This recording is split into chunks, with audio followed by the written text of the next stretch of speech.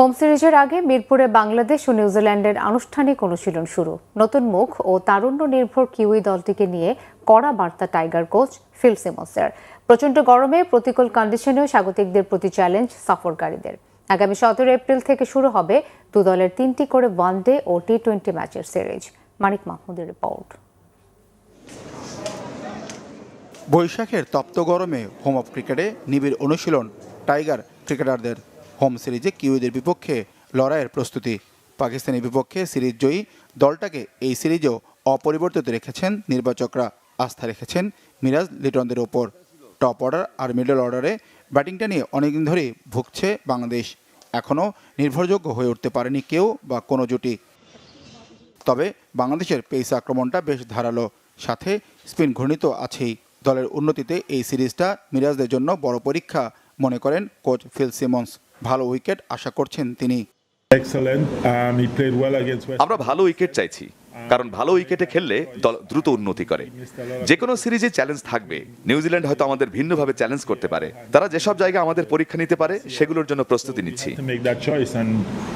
নিউজিল্যান্ডের স্কোয়াডে আছে বেশ কিছু নতুন মুখ। আইপিএলে খেলার ব্যস্ততায় নিয়মিত অধিনায়ক মিচেল স্যান্টনার নেই এই সিরিজে। তাই কিউইদের এই দলটিকে বলা হচ্ছে দ্বিতীয় সারির দল। তবে তা মানতে নারাজ সিমন্স। আন্তর্জাতিক ক্রিকেটে এরকম ভাবার কোনো সুযোগ নেই। টাইগার ক্রিকেটারদের প্রতি কড়া বার্তা তার।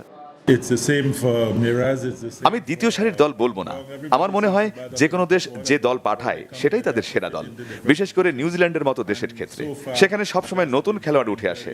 আর একটা বিষয় মনে রাখতে হবে, এই খেলোয়াড়রা সবাই ঘরোয়া ক্রিকেটে সব ফরম্যাটেই অনেক ম্যাচ খেলেছে, তাই তারা অভিজ্ঞ ও পরিণত ক্রিকেটার। বিশ্বকাপের জন্য শক্তিশালী জাতীয় দল গঠনে ক্রিকেটারদের নিয়ে পরীক্ষা নিরীক্ষা করে থাকে নিউজিল্যান্ড। প্রতিভাবানদের যাচাই বাংলাদেশ সফরেও পাঠিয়েছে অভিজ্ঞ ও উদীয়মানদের সমন্বয় গড়া দল। সুযোগ পেয়েছেন শ্রীলঙ্কায় সিরিজ খেলা নিউজিল্যান্ড এ দলের বেশ কয়েকজন ক্রিকেটার। গরমে কন্ডিশনটা কিছুটা কঠিন হলেও মনোবল বেশ শক্ত কিউইদের। তবে অনুশীলনের কিছুটা ঘাটতি থাকছে জানান কোচ রব ওয়াল্টার।